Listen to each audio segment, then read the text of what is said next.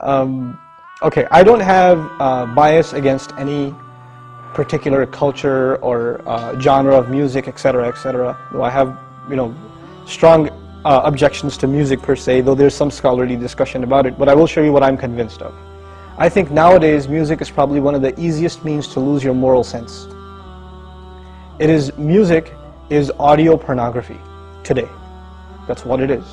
It's explicit, it's shameless, it's vulgar, it takes your sense of humanity away from you, it makes you look at women as objects, worse than animals. And these people are talking about women like they're talking about, an animal, really. It objectifies women, and especially I've noticed a lot of the brothers that I know of, Muslims, that are really into the hip-hop scene, and they're kind of doing the hifz of the song, right? They're memorizing the song, and they're really good at reciting it with perfect tajweed too, right? And so they do that, and it's just horrible language, horrible, horrific language. The only simple response I have to that, if you have any regard for the Book of Allah, that you really think it's from Allah, بِئْسَ الْإِسْمُ الْفُسُوقُ بَعْدَ الْإِيمَانِ.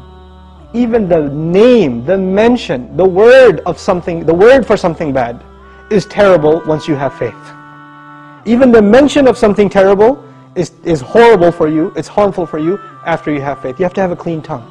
You have to say what قُلْ لِعِبَادِي يَقُولْ الَّتِي هِيَ أَحْسَنُ.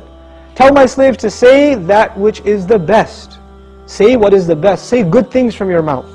So this is the first thing. When you say horrible things and you say things that are in direct contradiction to the moral gauge Allah gifted us with, then obviously you're deviating from your natural fitrah, your predisposition to turn to Allah.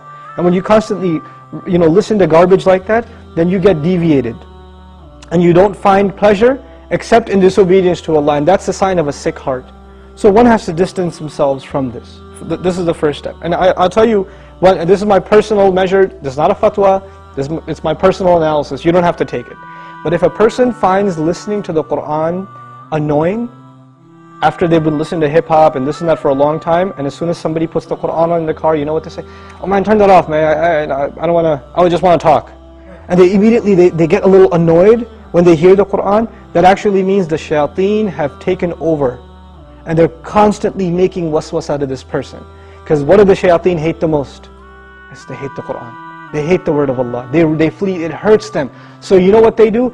Because this person has let the shayateen, the devils, into his heart, they start pinching at his heart when he hears Qur'an, and he says, I don't want to hear this. Right? It's like surgery, it's like pulling a tooth for this person. This happens. When you try to give this person a reminder from Allah's word, they get annoyed by it, like agitated, like an allergic reaction. Why? Because they've let the shayateen in. To let them out, the first thing you got to do is stop supplying them with fuel. This is fuel. This useless wasting of time, this is fuel for shaitan. They love that you waste your time. They love it. Because the one asset, the one piece of wealth Allah gave every human being is time. And what is music and TV and YouTube and Facebook and MySpace and like Twitter and whatever else?